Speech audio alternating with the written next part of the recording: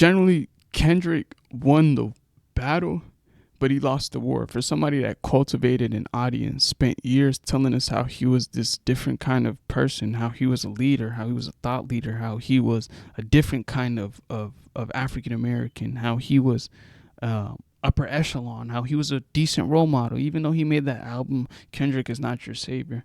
But the fact that the Section 80 and the fact that these Nubian queens and all of these things that he rapped to us years and years about, right? This man is a Pulitzer Prize winner. And he threw it all away just to beat the best rapper, just to get some revenge on the best rapper in the world. And this is somebody who has in-depth thinking, somebody who won a Pulitzer Prize, somebody who's supposed to be some kind of thought leader. Somebody who's supposed to be some kind of thought leader. Are you crazy? Somebody who rapped about Ethiopian girls, Nubian queens, and then we've come to find out that you yourself didn't marry a Nubian queen. God bless your wife, beautiful family, but the inconsistencies really hit home for me. You just as ratchet and ghetto as the rest of us. You preached to us your whole career that you're, this To Pimp a Butterfly and Good Kid, Mad City, and I'm a great person, and I grew up in the hood, and I'm not a gangbanger, and I'm not ratchet. I'm actually a operating and high thinking, high functioning young man. And then we've come to find out that you're like, you ratchet just like us. You pull up, drink, headshot, drink. Or it could have always been a thing, and we've just got hip to it. Like for me, this situation with Kendrick really turned me off. Like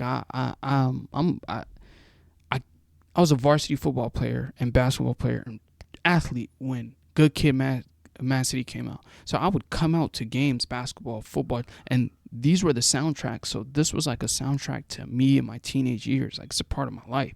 But at the same time, coming to this 69 God, you're supposed to be a person of God. You're supposed to, like, you wore the halo on your head for that last album. You're supposed to be a person of God, screaming 69 God. How do you even put 69 and God in the same sentence? And this is a thought leader, Pulitzer Prize winner. He just as ratchet as us. Nubian queen, Ethiopia, like always all in the raps. But you just like Drake, you selling us and pandering to us because you rapped about Nubian queen and we find out that you didn't want to go get you a Nubian queen. And respect, love is love. But it's, again, I'm pointing out the inconsistencies. Like, oh, Drake is this, Drake is corny, Drake is this. You're just as corny. Respectfully, like you're just as corny. It was so dope to see you and the way that you've cultivated your image. Like, yes, Kendrick is somebody that you can stand behind. You wouldn't mind if your kids listen to some Kendrick. They might get some info. They might get some game from that. But now you've gone to the point where now you're 69 God. You're summer banger of the year.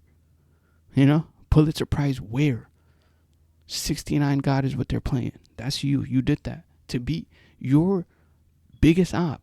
You threw away your righteousness. So that's what I mean when I say Kendrick won the battle, but he lost the war because Drake gonna be Drake. We knew what Drake was. Drake told us who he was coming into this. We saw him on Degrassi. We saw him develop into who he is.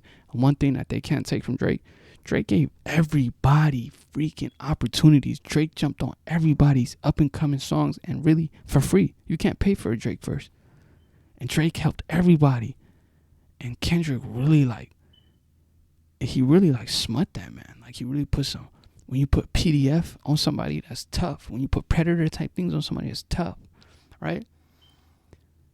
Niggas is screaming 69 God to one of the greatest rappers that's ever lived. Reason why I'm a Drake boy, because Drake stand with us. Drake stand with the Mollies. Drake stand with the Africans. And I rock with, Kendrick. I'm not a banger. I'm a square bear. So none of that matters to me. But if you say you rock with the Mollies, I'm rocking with you. And now back to Kendrick, like it's sad to see the fact that he's really diminished his image for this win. Don't ever talk to me about no Pulitzer Prize stuff. Don't ever talk to me about no righteousness stuff. Don't ever say nothing. I don't want to hear none of that. Talk about 69 God. Talk about the ratchet stuff that you would too. Don't tell me about nothing about no enlightenment. And that's it's sad because at the same time, like, Kendrick's a boy. But you won the battle. that Pulitzer Prize stuff go out the window.